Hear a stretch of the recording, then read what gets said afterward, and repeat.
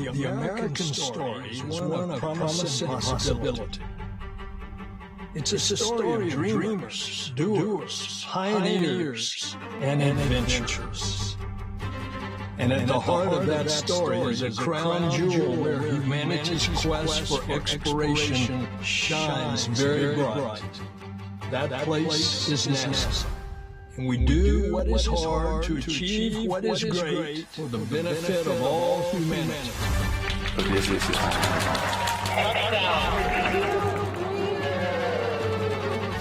We benefit humanity through our work on the International Space Station, where floating explorers conduct groundbreaking research and science that you've never seen before. We're conducting critical experiments to improve cancer treatment on Earth. That supports President Biden's cancer moonshot. And liftoff of Artemis 1. We benefit humanity through the Artemis mission. We will return America to the moon. Then we'll leave our footprints on the red sands of Mars. A moonshot like that requires all people all the time. And through Artemis, NASA is creating thousands of good-paying jobs in all 50 states. Through our two new X-planes, we're daring to reinvent how Americans fly. Cleaner, farther, faster, higher. And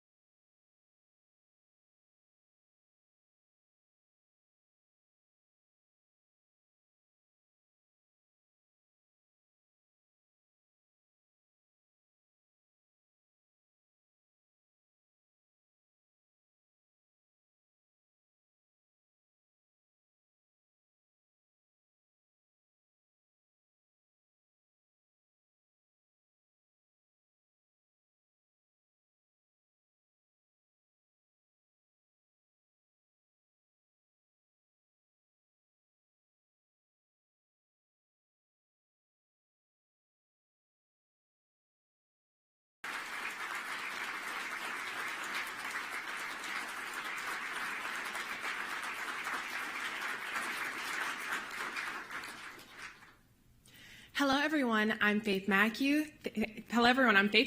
Thank you for joining our annual State of NASA. Today's address follows the release of President Biden's fiscal year 2025 budget proposal earlier this afternoon. Today, we will hear about how investing in NASA is an investment in America. With the president's budget, NASA will maintain U.S. leadership in space exploration, improve life on Earth through innovation, and humanity's return to the moon under the Artemis campaign, and more.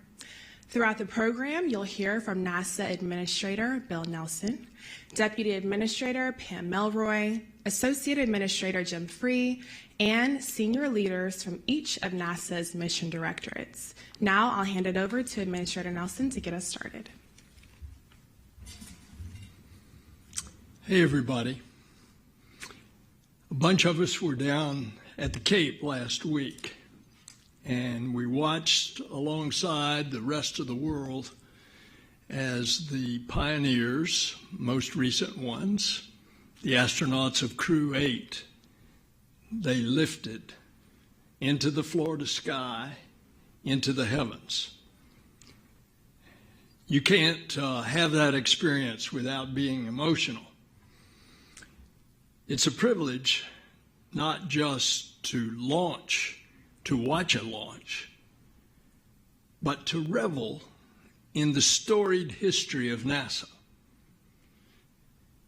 At the heart of the Kennedy Space Center stands a very tall building, a facility 40 stories tall that houses NASA's mightiest rockets. And when you stand on top of that building, you look across the landscape where the sky meets the horizon. You see that sweeping panorama. You see the scrub oaks, the marsh grass, the palmettos, bordered with sandy beaches. And those beaches are punctuated with launch pads where Apollo 11 rose to the moon, where Artemis 2 will rise to return humanity to a lunar threshold. And when you stand at the top of that vehicle assembly building and you take that great sweep, you get a view that might be one of the rarest sights on Earth. You can see with unusual clarity the past and the future at the same time. Today, we, the NASA family, are the stewards of that bridge where the past and the future meet. And today, the past and the future meet right here in this meeting about the direction of our agency. And our direction is the same as always: onward and upward. Every year we come at this time of year to talk about the state of NASA, and every year we do so to announce the latest budget request to the Congress. The fiscal year 24 budget, which started last October, so we're already in the 6th month of the fiscal year. It was just finalized by Congress with an appropriations bill finally passed last weekend. And the fiscal year 25 budget, which will then start in October the 1st of 24. That budget was just released by the Biden-Harris administration today.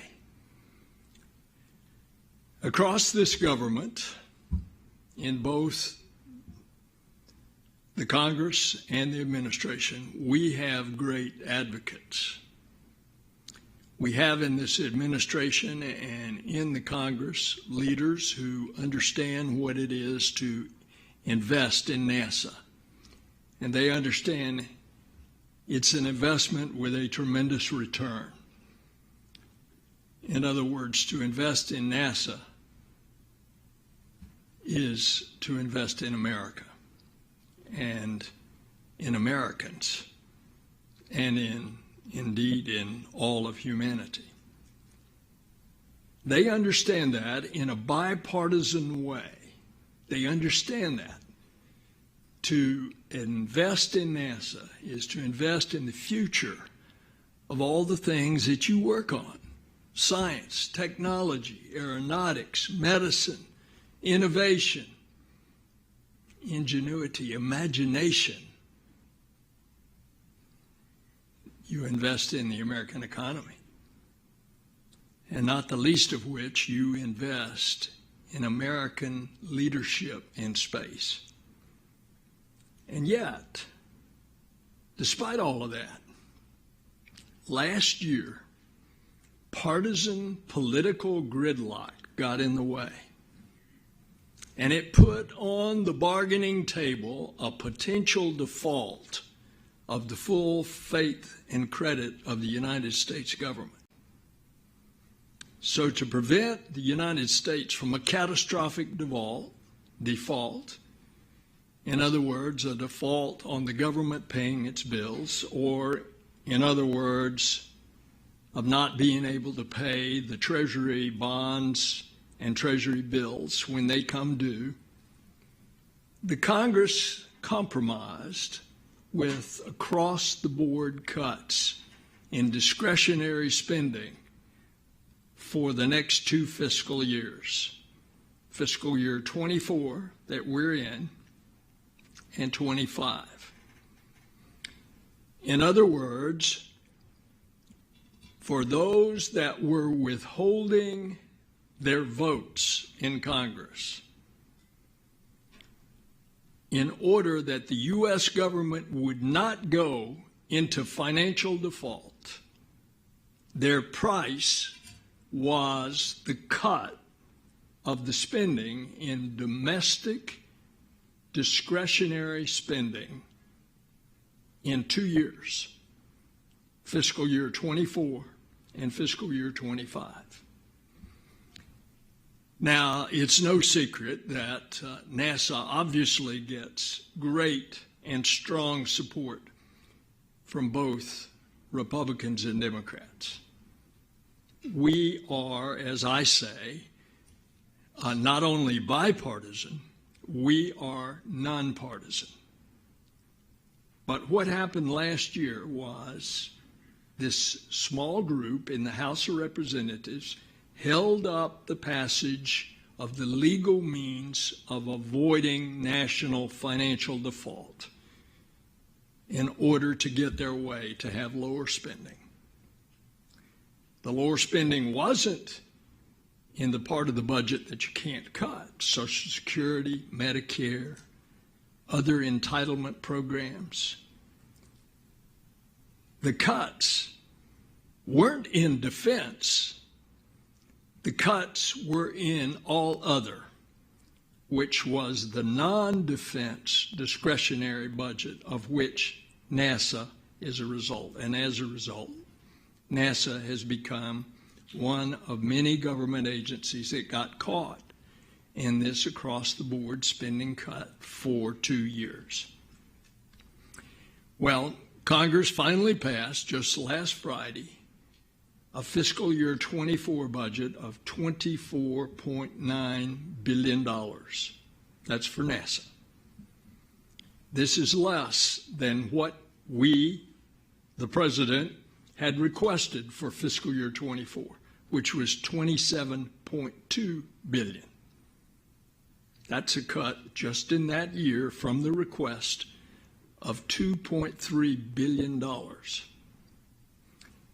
For those of you who are affected by this, you're part of this team. We are all affected. And I promise you, every one of you that's a part of Team NASA, that we will continue to do everything in our power to fight for NASA, to fight to increase our funding when we get out of this 2-year period and the caps are lifted in fiscal year 26.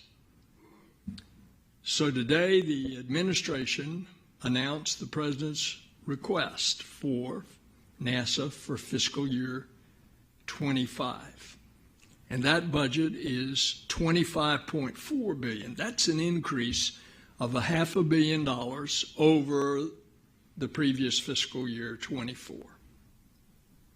In addition, that figure, if enacted, and it's a request to the Congress, if enacted, it would amount to more than a 9% increase in NASA appropriations since President Biden took office, when he asked Pam and me to lead this agency.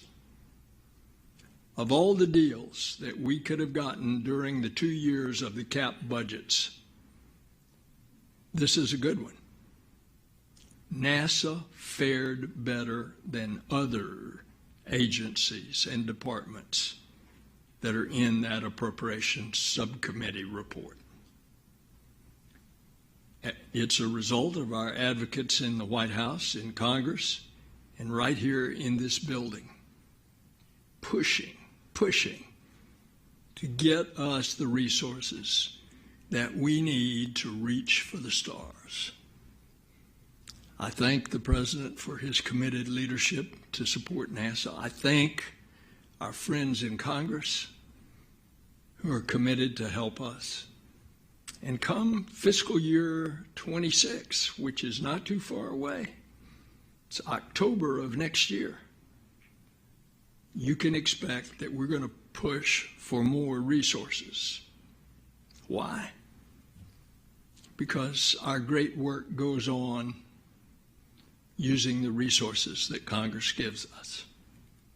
Our work to return humanity to the moon and then reach onward to the red sands of Mars, that goes on.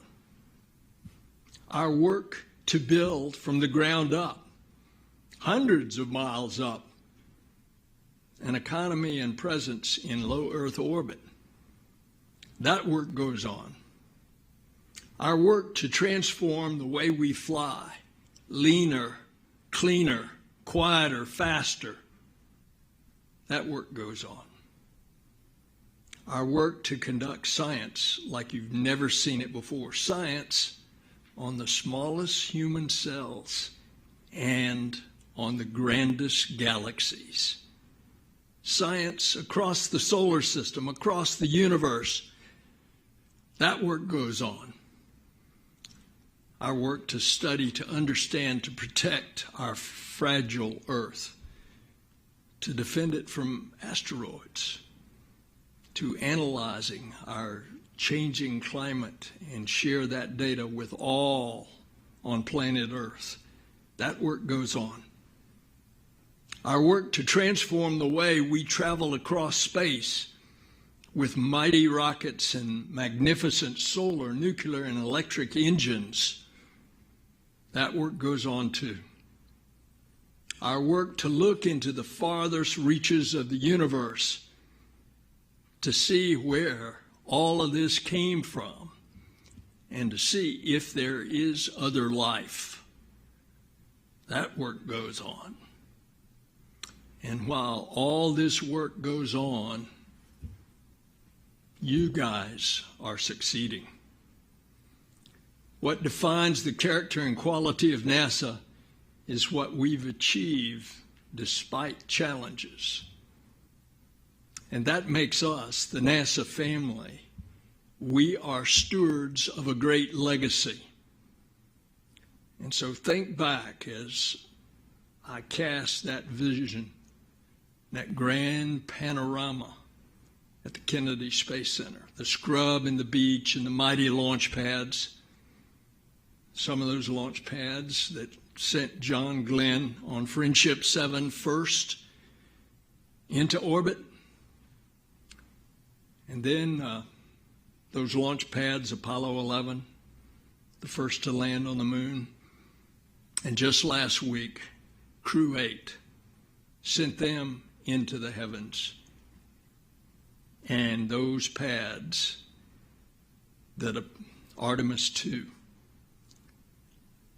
and all of Artemis will launch, and upon which those pads, from the success of the past, will rise the future.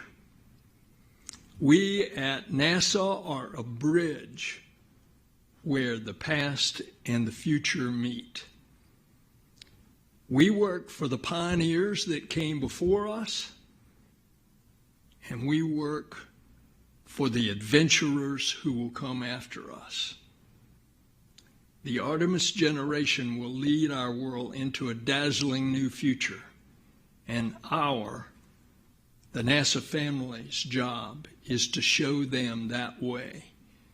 Our job is to lift them as they ride to the stars. The state of NASA family, the state of NASA is strong because the people of NASA are strong. The state of NASA is growing stronger because the people of NASA are growing stronger. Thank you for the incredible work that you do. You have made me proud, and you continue to make our country proud. Indeed, because of you, What we know in the past as the dream, it continues. The dream is alive.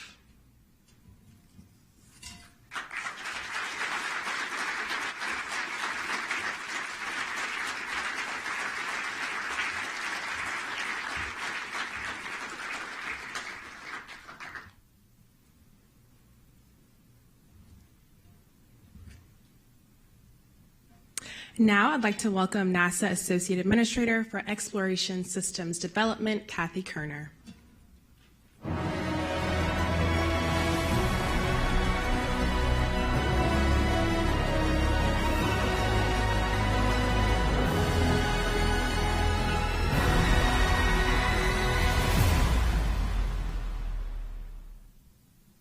Thank you, Faith.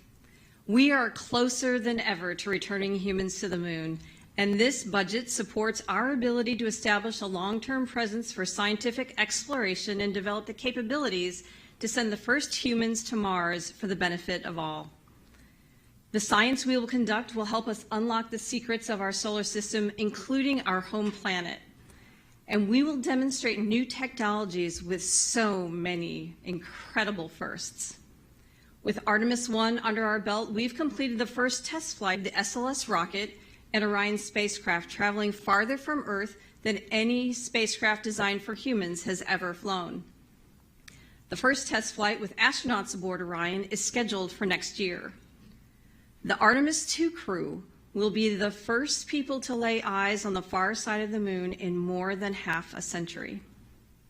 After that, we will bring on new industry partners to provide services for landing humans on the moon and for equipping them with spacesuits for the first moonwalk in the lunar South Pole region. We'll be exploring a part of the moon that humans have never seen before.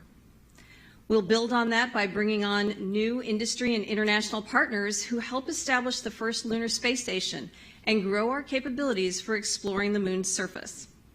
Through Artemis, we will lead the way to see the first woman, first person of color, and first international partner astronauts step foot on the moon. All that we do and all that we learn will prepare us to send the first humans to Mars. We know that challenges lie ahead, and we know we will learn as we take each step forward. Our teams are making incredible progress today to make those next steps possible.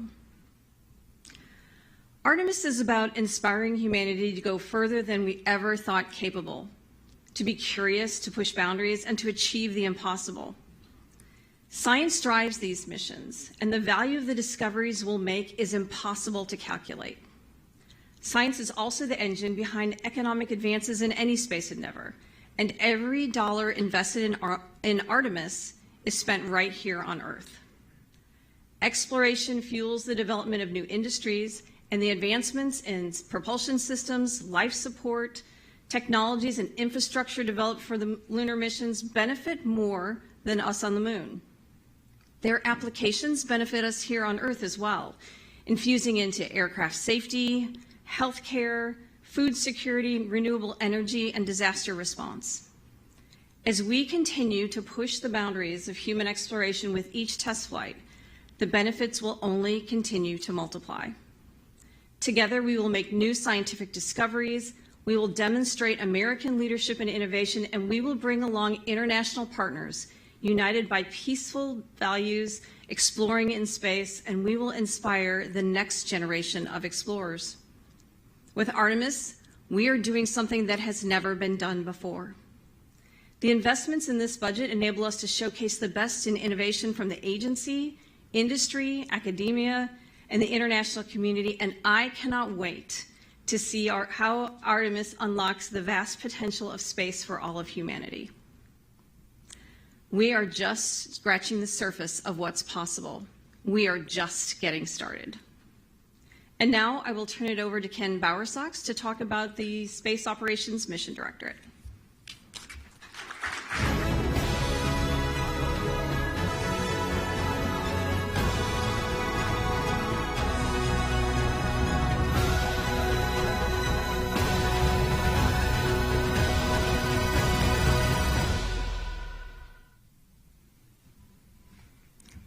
Thanks, Kathy. That was pretty cool. It's great to be here today to talk about the incredible work happening at NASA, especially the work happening in the Space Operations Mission Directorate, where we lead NASA's human exploration efforts in low Earth orbit and enable all of NASA's human and robotic exploration missions by providing launch services, communication services, spaceflight crew support, rocket propulsion testing, and human research capabilities. This is a critical time for NASA, and the work that we're doing right now is laying the foundation for how humans will live and work in space. As humanity moves from Earth to the Moon and deeper into our solar system, low Earth orbit is an essential part of our exploration plans. It's close to home, making it an excellent place to perform technology demonstrations and fundamental scientific research that will reduce the level of risk faced by future space explorers. Last December, along with our international partners, we surpassed 25 years of operations on the International Space Station. Over 5,300 investigators have performed research on the station from over 100 countries, resulting in more than 4,000 publications. In this, the third decade of ISS operations, we expect scientific results to multiply as we maximize the use of this amazing platform, a national lab in the unique microgravity environment near Earth. Using Station, we've looked back at our home planet, increasing our knowledge of the atmosphere, oceans, and land as we work to understand the impacts of climate change. We've increased our knowledge of the effects of space on the human body, helping us to better understand disease and develop new treatments to lengthen and improve lives on Earth. Beyond its importance as a research facility, Station serves as a testbed for the U.S. commercial transportation of crews and cargo, providing a foundation for commercial services available to other customers.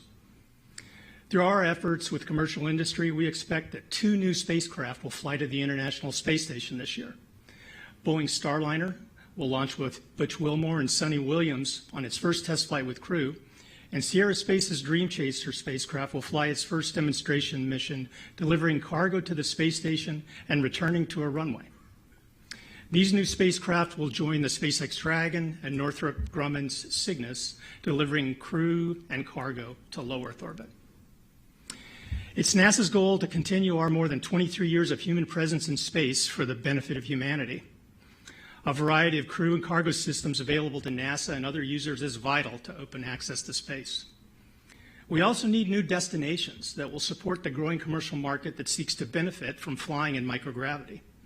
This budget enables NASA to maintain the International Space Station through 2030 and continue work with our commercial partners to develop these new state-of-the-art commercial destinations, while also taking steps to safely deorbit the International Space Station, which is the shared responsibility of the 5 space agencies who built ISS: NASA, the Canadian Space Agency, ESA, JAXA, and Roscosmos.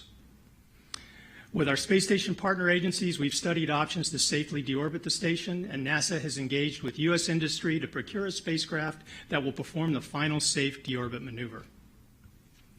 In addition to our work in low Earth orbit, the President's 2025 budget request will fund activities in space operations that affect the work of multiple NASA mission directorates.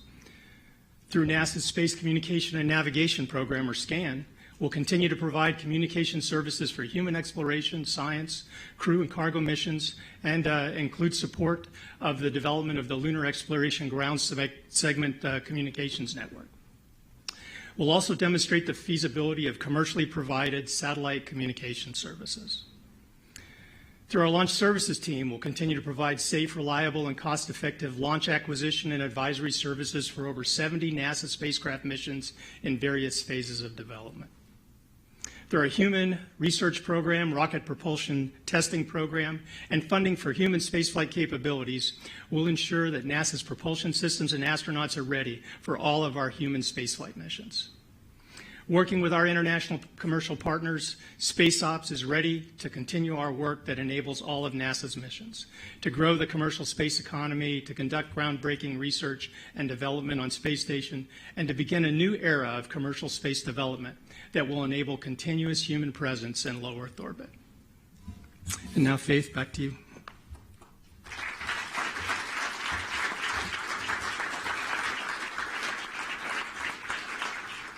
Well, thank you both. We certainly have a lot to look forward to. But moving right along, I'd like to welcome up NASA's Deputy Administrator, Pam Melroy.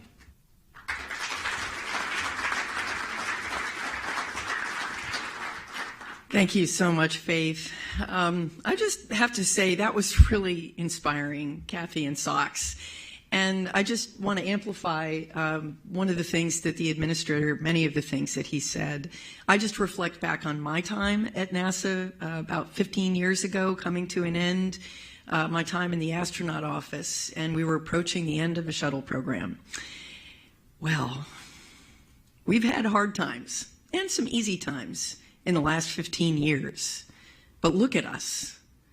We have 2 proven human spaceflight capabilities and a third about to be added. We are doing amazing things in this 3rd decade of the ISS, really bringing all those visions to fruition. I think the point is human spaceflight has never been more exciting. And although we have had hard times and easy times, we stayed focused, we saw a vision, and we executed with the money that we have been stewarded with. And here we are. It's really an amazing time, and we will continue to make amazing progress as long as we stay focused on our vision and we are responsible with the resources we've been given. I'm just constantly awed by all of our endeavors, not just in low Earth orbit, but also our missions to the moon, our science, our aeronautics. Across the entire agency, we're working for a blueprint for responsible, sustained human presence throughout the solar system. That's just amazing. And we will continue to make progress being focused on that vision. So as we look at this budget, it's evident that one of the key reasons that we go to space is for the unique science that can only be done from space. And that could be astronauts conducting scientific investigations in orbit or sending robotic explorers to collect data, and also collecting and conducting foundational aeronautical research as we see the lines between air and space blurring. We're here to discover the unknown for the benefit of humanity, and that applies to every single thing that we do. President Biden's fiscal year 25 request for NASA reflects the administration's commitment to ensure NASA remains at the forefront of science and technology globally. Now, before I introduce our Associate Administrators for Science and Aeronautics Research, I'd like to underscore a few highlights that really excite me about what's coming and what is funded in this budget. In its inaugural year of operations, the James Webb Space Telescope has unfolded so many secrets of the universe, practically upending all of our textbooks on cosmology. We've gotten a great education on the early universe, and we're just getting started.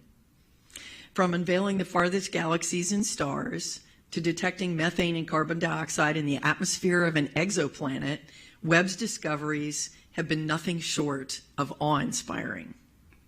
And the President's budget request for science will sustain ongoing critical missions like Webb, Hubble, and Perseverance, and also foster the next wave of groundbreaking high-priority science, such as the Nancy Grace Roman Telescope, Europa Clipper, Dragonfly, while we review options on next steps for the Mars sample return.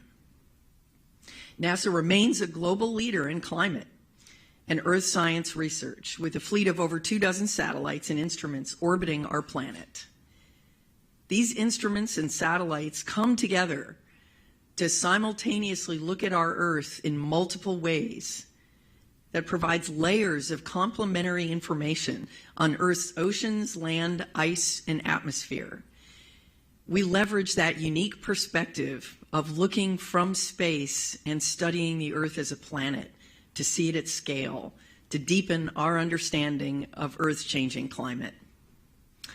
And with upcoming Earth science missions like NISAR and the recently launched PACE mission, NASA is further committed to helping everyone understand and tackle the impacts of climate change. This budget will also help us support President Biden's aim of achieving net zero emissions by 2050 in one of the hardest areas to decarbonize, aviation. We are at the leading edge. We must accelerate research and development in aircraft technologies that are cleaner, quieter, and more fuel efficient. And NASA is actively working on that with next-generation aircraft and engines that could make commercial flights 25 to 30% more efficient, which benefits our home planet, industry, and passengers worldwide. And our amazing and ambitious projects in X-planes, like the X-59 low-boom supersonic aircraft and the Sustainable Flight Demonstrator, just excite me to no end. We are set to once again revolutionize the way humanity travels by air. Our Associate Administrator for Science, Dr. Nikki Fox, will brief you shortly about science missions covered in the budget, but first, we're going to hear about our aeronautics research from our AA for the Aeronautics Research Mission Directorate, Bob Pierce.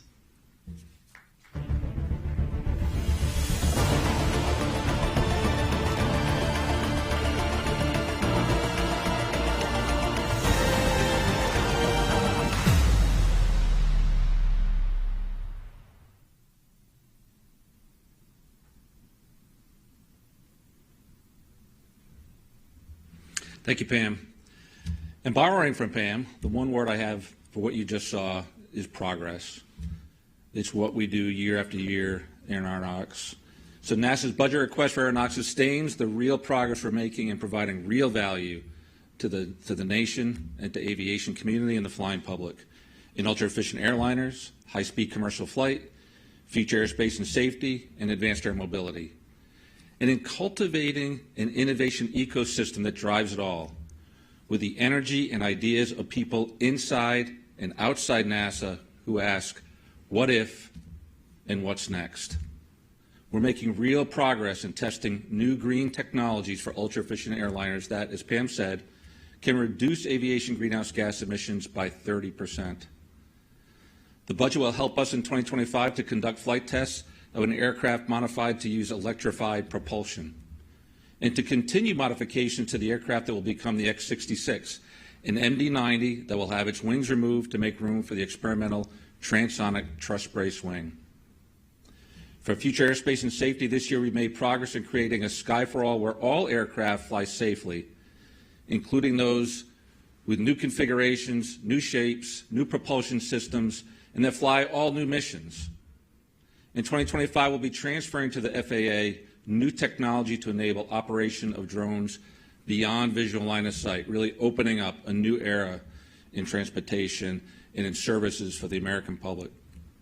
And completing a demonstration of a digital tool that uses machine learning to improve pre-departure operations of aircraft projected to cut thousands of pounds of fuel and carbon emissions.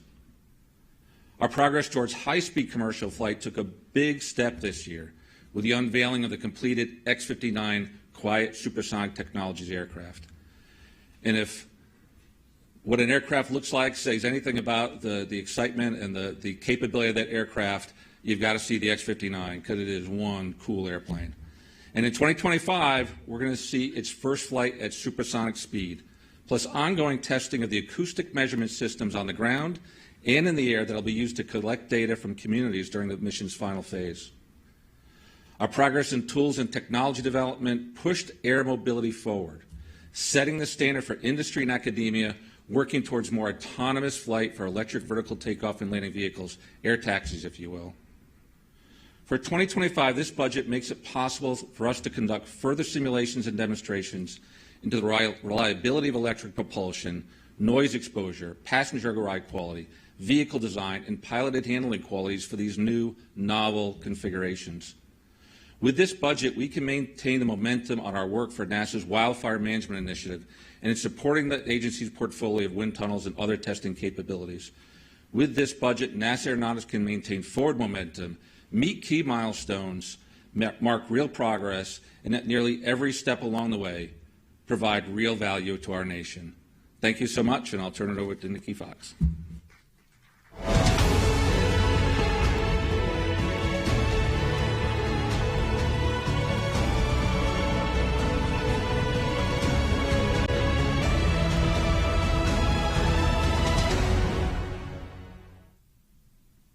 Good afternoon. In the Science Mission Directorate, everything we do is interconnected. Our discoveries and technological innovations build off one another to advance our scientific knowledge and push the limits of what we know is possible. More importantly, our work touches everyone on Earth, and it helps improve all of our everyday lives. At any given moment, we have 140 active missions across the solar system. NASA science is literally everywhere. And NASA science is delivering every second of every day, of every week, of every year. Just last month, the United States returned to the moon for the first time in more than 50 years with a special lunar delivery from NASA's Commercial Lunar Payload Services Initiative, soft landing us into the beginning of a new and vibrant U.S. lunar economy in support of the agency's Artemis program. We're celebrating the heliophysics big year alongside the whole NASA science community. This spring, the entire contiguous United States will be able to experience at least some part of the total solar eclipse on April 8th, bringing together millions and inspiring the next generation, our Artemis generation. And don't worry, if you can't get to totality, with the help of NASA Comms, NASA Science will bring totality to you. Just 2 years into its mission, stunning images from the James Webb Space Telescope are inspiring the world, allowing us to look back to the very earliest days of our universe and to reveal the deepest secrets of our cosmos. The Earth Science team recently launched the PACE mission, and it will soon provide us unprecedented views of our planet and incredible insight into the health of our oceans and our atmosphere. Soon we will be launching NISAR, as Pam mentioned, together with the Indian Space Research Organization, and that will allow us to observe changes in the Earth's surface down to a centimeter resolution.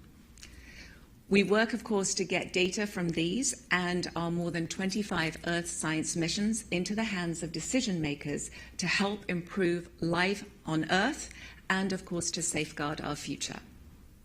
Our Biological and Physical Sciences Division recently received their decadal survey, and they are busily developing transformative research capabilities to increase the pace of research and to drive more discoveries about living and thriving in space. We also look forward to receiving the recommendations from the Mars Sample Return Response Team, and they're going to help us bring those very precious samples back home. Looking forward to FY25, we have many exciting launches on the horizon. Europa Clipper will start its journey to Jupiter's icy moon and will help us better understand the astrobiological potential for habitable worlds beyond our planet. IMAP, Carruthers, Punch, and Sunrise will join our heliophysics fleet to study Earth's profound relationship with our very own star. Building on Webb, SphereX will begin to survey hundreds of millions of galaxies. The Nancy Grace Roman telescope, set for launch in 2027, will expand what we know about our dark universe, and we will initiate the technology maturation for the Habitable Worlds Observatory to search for life in our universe. Launching in the coming years, Veritas, Envision, and Da Vinci together will help us learn how Earth diverged from its opposite and very uninhabitable twin, Venus. Dragonfly will cruise around Saturn's largest moon, Titan, looking for the origins and the signs of life. We'll begin work on Landsat Next to continue the longest space-based record of Earth's land surface, and we will also confirm the first of our Earth System Observatory missions. And we'll continue to lead Artemis science, including decadal recommended lunar and biological and physical science investigations, all as part of the agency's Artemis campaign. Ultimately, science enables exploration, and exploration enables science. Of course, there are many, many, many more great things that we would have loved to have done in FY25, and we're not able to do everything within the budget, and we've had to make some tough choices. Despite this, though, the NASA science fleet continues to be strong, balanced, and doing incredible science that will set us up for success today, tomorrow, and in the years to come. I'm incredibly proud of our NASA science team, and I cannot wait to see all the fabulous things that we are going to deliver for the benefit of all. Thank you.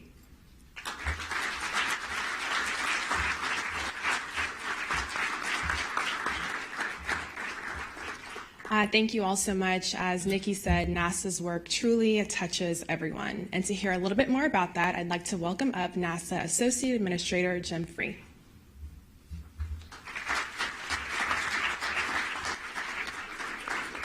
Thank you, Faith. Good afternoon. Thank you for joining us today to hear about how our budget enables our mission and our mission success. I get the pleasure and honor of previewing two critically important parts of our agency, the Space Technology Mission Directorate and our Mission Support Mission Directorate.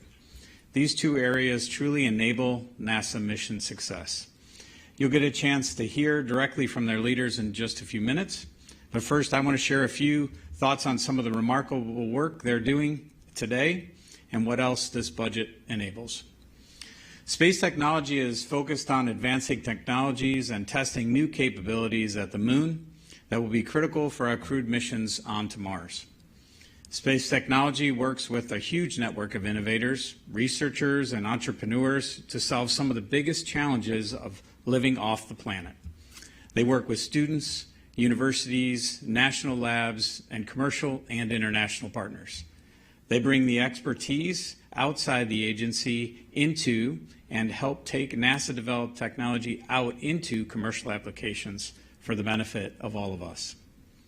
You'll hear later, but it's worth emphasizing that space tech matures capabilities to go, land, and live places other than Earth. This technology is critical to the Artemis campaign and future exploration. It also ensures U.S. competitiveness and leadership that helps our economy and our national workforce. This budget ensures we can share our missions with all of humanity. The next mission directorate is mission support. In many ways, it stretches across our agency. It enables outreach via our new NASA Plus streaming platform. It enables us to share content in Spanish. It enables things like our Spot the Station app in multiple languages, giving everyone, everywhere, an opportunity to view humanity's home in space. NASA is continuing looking to develop and inspire our youth in science, technology, engineering, and mathematics, and this budget makes that possible. Through initiatives like Earthrise, educators can provide their students with climate and science resources from across the federal government. Speaking of our workforce, I hope each and every one of you is as proud as I am to work at the #1 place to work in the federal government. Just last week, I had the honor to give the commencement address, that's giving me a lot of credit, by the way, to our newest class of astronauts at their graduation. They are an impressive bunch, and I cannot wait to see the missions that they lead. They are the most visible embodiment of our workforce, but I know that throughout the agency we attract and employ people who are equally as important and equally as qualified in their own fields. What I reminded our new astronauts is that when they put on that blue flight suit, they become NASA to the world because they represent all of us, the workforce that enables the mission. The Mission Support Directorate, as I said, enables all of us. They provide the tools, people, and capabilities to ensure our mission success. They provide a safe, secure, and comfortable work environment, and the IT teams, resources, and innovative tools to do the work. Mission support includes the agency's legal and procurement teams who secure vital contracts and acquisitions, and the HR teams to attract and retain all of you, our phenomenal workforce. Every dollar in the budget goes towards strengthening American innovation and ingenuity and maintaining our country's leadership in space exploration.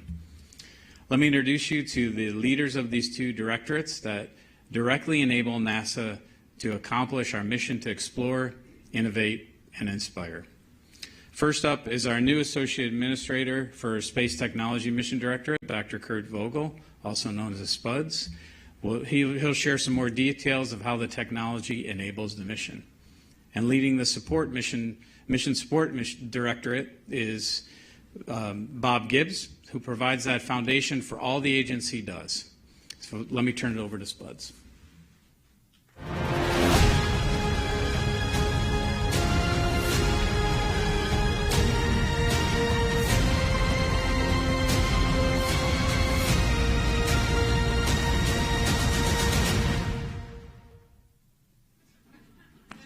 Thanks very much, Jim.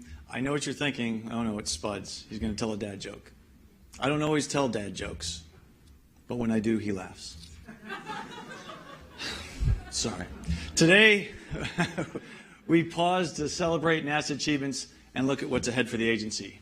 In my 2 months with STMD, I've witnessed remarkable technology and development achieved by this organization and the talented people across the country who support it. I look forward to our continued demonstration, development, and transfer of revolutionary technologies to expand the national space economy and transform our missions and to benefit humanity. In STMD, we mature capabilities to go, live, land, expand, and enable future missions and lead the national tech base for our civil space here at home.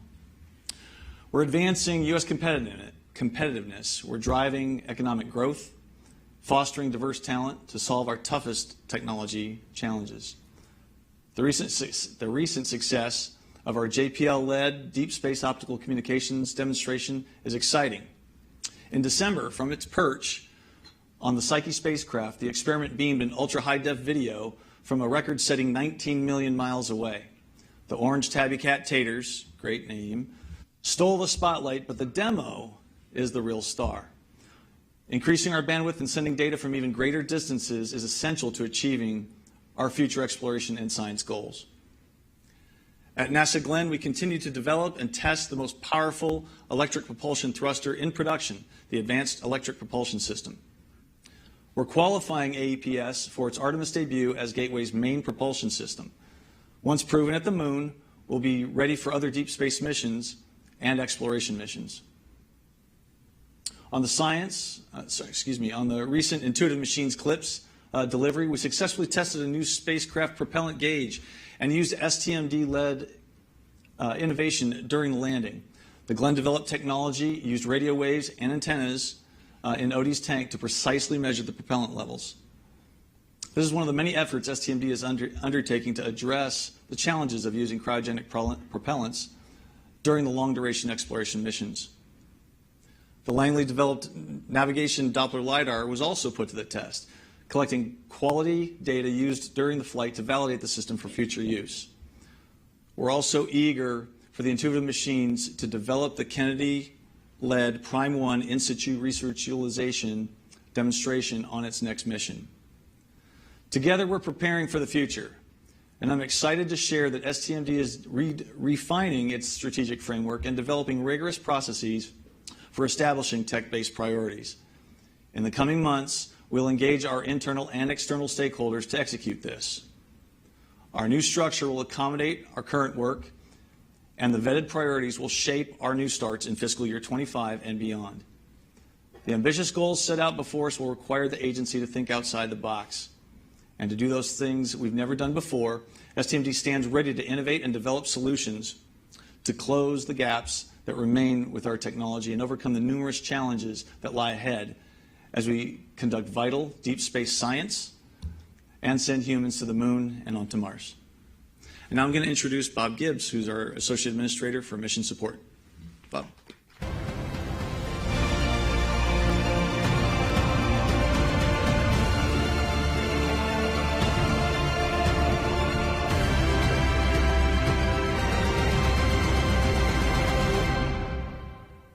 Well, thank you. I didn't know we were supposed to introduce some sort of cat video, but Spuds, well done, well done. I'm honored to address you today with a deep sense of commitment and dedication as I express my support for the FY25 President's budget for NASA. This budget represents a pivotal moment for our agency, providing the necessary resources to propel us forward in our mission to explore, discover, and inspire. As the Associate Administrator for Mission Support, one of the key areas in this budget for me, that it addresses is the critical need to update our aging infrastructure. NASA's facilities and infrastructure are the backbone of our operations, and investing in their modernization is essential to ensure the safety and the efficiency of our missions. With this funding, we will be able to continue our efforts in upgrading our facilities, improving safety, measures, and all of the enhancing capabilities to support future missions. Furthermore, this budget allows us to continue our vital work in supporting all of the great things you've heard from all the other mission directors. From workforce development to contracting to outreach, commercial partnerships, all of these things will enable us to strengthen our workforce, enhance our partnership, and engage with the public in new and meaningful ways. Specifically, we will use this funding to invest in our workforce, ensuring that we have the skilled and dedicated professionals needed to carry out our missions. We will also expand our contracting opportunities, fostering innovation and collaboration with industry. Our outreach efforts will be bolstered, allowing us to inspire the next generation of explorers and scientists. Additionally, we will develop our commercial partnerships, leveraging the expertise of private industry to enhance our capabilities, reach new milestones in space exploration. The FY25 budget is a testament to the commitment and excellence and innovation of this workforce. With this funding, we will continue to push the boundaries of exploration, expand our understanding of the universe, inspire future generations to reach the stars. Together, we will achieve the extraordinary. Thank you so much.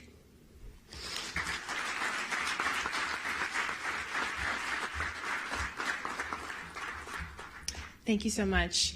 Before I turn it over to Administrator Nelson for closing remarks, I'd like to thank you all so much for joining us. And as you can see, NASA has a whole lot in store.